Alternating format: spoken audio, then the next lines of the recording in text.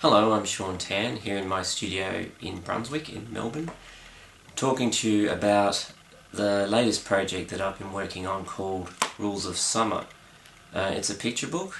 At the moment it's May in 2013, so I'm not quite finished with it, just applying finishing touches, so a good a time as any to talk about it while it's relatively fresh in my mind. Whenever finishing any creative project, there's two very difficult questions that people always ask me, and in fact would ask any artist or writer, and that is, what is your book about? And secondly, where did the idea come from?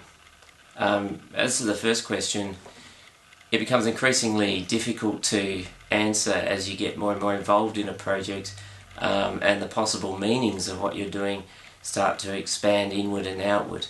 But to give a simple synopsis, it's basically a story of sorts about two young characters, two boys. They might be best friends, they could possibly be brothers. I tend to think of them as brothers, an older one and a younger one, and I'll refer to them in this way, although they're nameless, they don't have any particular identity, they're not from a particular place, and so the reader's very free to interpret it as they will. There's not a linear narrative as such in this book, it's rather a series of images, much like the ones you see around me, and this one in particular, which is an actual painting that will be reproduced in the book. So there are about 25 of these paintings. Together they form almost like a map of a particular kind of childhood experience which centres around the activities of these two boys. It's a relationship that's both very friendly and caring, but also antagonistic, and towards the end of the book begins to disintegrate before finding some kind of redemption and coming together again.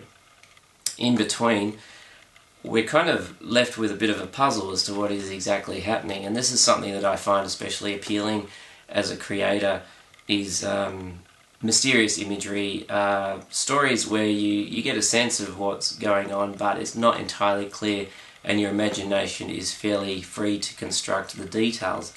Towards that end, the book has very little text in it. In fact, you might even see it as a series of paintings where the titles of each painting becomes a text, and they kind of stitch together and they form an impression of an experience, but ultimately it's very open to being read in all sorts of ways, and I hope for both older readers and younger readers to identify with particular scenes, characters, places, situations in their own way. And that's one of the things I've always loved about picture books ever since I started working in this medium about 15 years ago, and that is the ability to just ponder these very open-ended kind of stories that don't have necessarily the kind of structure or dynamic direction that you'll find in novels or films or plays, or those kinds of art forms that have more of a linear or kinetic structure.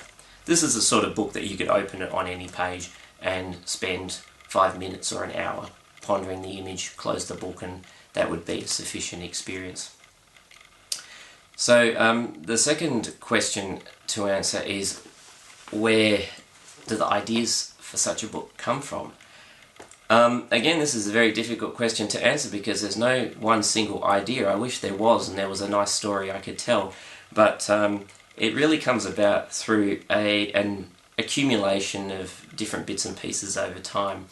I once wrote a story about a ball of poetry that forms by collecting scraps that it finds on the ground over many years, and I feel that my working process is very similar to that. To go back to origins, it usually begins with fairly random kind of sketches in sketchbooks. This is an example of one sketchbook, and here I'm already starting to think about a particular theme.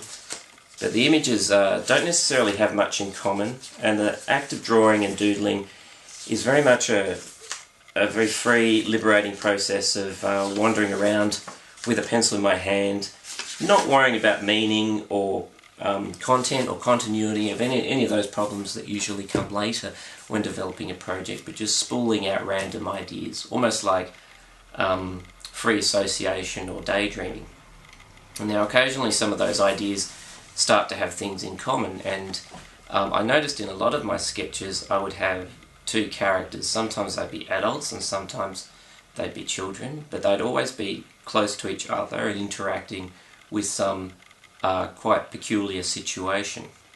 And often they would be quite small in the landscape, as if the situation could possibly be overwhelming.